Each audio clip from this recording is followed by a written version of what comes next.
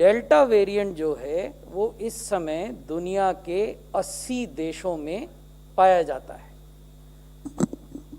तो delta variant दुनिया के 80 देशों में है, भारत में भी है।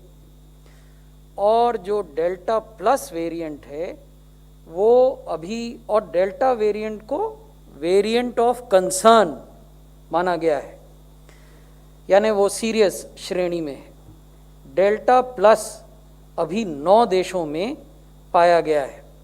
ये देश हैं यूएसए, यूके, पुर्तगाल, Switzerland, Japan, Poland, Nepal, China और रशिया, और भारत भी है। भारत में इसके 22 मामले अभी तक मिले हैं। अभी इसको वेरिएंट ऑफ इंटरेस्ट की श्रेणी में रखा गया है और वेरिएंट ऑफ कंसर्न की श्रेणी में ये नहीं है। भारत में जो मामले हैं वो रत्नागिरी और जलगांव 2 जिले हैं महाराष्ट्र के, वहाँ हैं, और कुछ छुटपुट मामले, ये 22 में से 16 मामले यहाँ हैं इन 2 जिलों में, और कुछ छुटपुट मामले हैं जो कि केरल में हैं और मध्य प्रदेश में।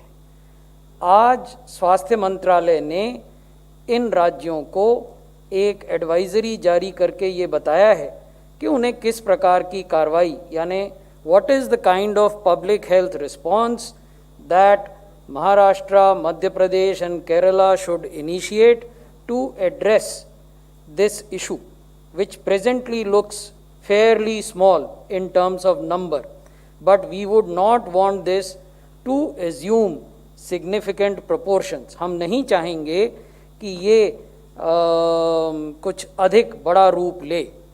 तो ये ब्रॉडली डेल्टा और डेल्टा प्लस के बारे में जानकारी थी जो मैं आपको देना चाहता था।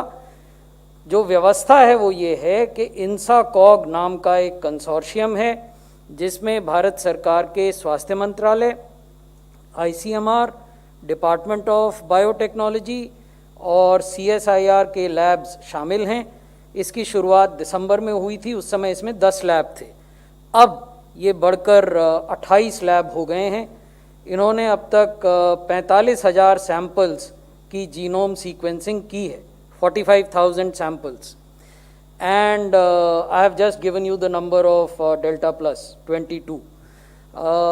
तो ये जब सीक्वेंस करते हैं जीनोम सीक्वेंसिंग तो उसके साथ ये क्लिनिकल डाटा को कोरिलेट करते हैं और अपने इनपुट स्वास्थ्य मंत्रालय को उपलब्ध कराते हैं। स्वास्थ्य मंत्रालय समय सीमा के भीतर राज्यों को उनका ध्यान आकृष्ट करता है और उनको बताता है कि किस प्रकार की कार्रवाई की जानी है। So the process is that the labs of INSACOG bring this information to the notice of the union ministry of health and family welfare, which then in a very timely prompt manner indicates to the concerned states what are the activities to be initiated to curb the spread. और यहाँ ये मानकर चलिए कि कोई भी variant हो उसके लिए जो पब्लिक हेल्थ रिस्पॉन्स है वो स्टैंडर्डाइज्ड है। On a lighter note, none of the variants can pierce your mask. तो जब मैं कहता हूं कि पब्लिक हेल्थ रिस्पॉन्स स्टैंडर्डाइज्ड है, इसका मतलब है कि टेस्ट्स की संख्या बढ़ाएं, ट्रैकिंग करें, लोगों को आइसोलेट करें, इंटरमिंगलिंग या क्राउड का अवसर न दें और वैक्सीनेशन की रफ्तार को बढ़ाएं। नंबर 50 सर, हेल्थ मिनिस्ट्री के डेटा के मुताबिक अभी 2.14 करोड़ डोजेज जो हैं वो स्टेट्स और यूटीज़ के पास वैक्सीन के अवेलेबल हैं। उसके अलावा लगभग 34 लाख वैक्सीन डोज जो है वो पाइपलाइन में है और अगले 3 दिनों में स्टेट्स यूटीज़ को मिल जाएंगे। लेकिन कल जो वैक्सीनेशन का रिकॉर्ड बना है उसके बाद से उम्मीदें भी बढ़ गई है। तो ऐसे में आने वाले दिनों में वैक्सीन की डिमांड और सप्लाई में कोई गैप ना रहे, कोई कमी ना हो वैक्सीन की, इसको लेके क्या क्या तैयारियाँ हैं और क्या रोड मैप है इसका सर? देखिए, इसका उत्तर तो बहुत ही सीधा और स्पष्ट है।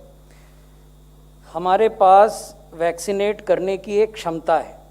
वो क्षमता हमने राज्यों के सहयोग से पिछले अनेक दशकों में यूनिवर्सल इम्यूनाइजेशन प्रोग्राम के तहत तैयार की है।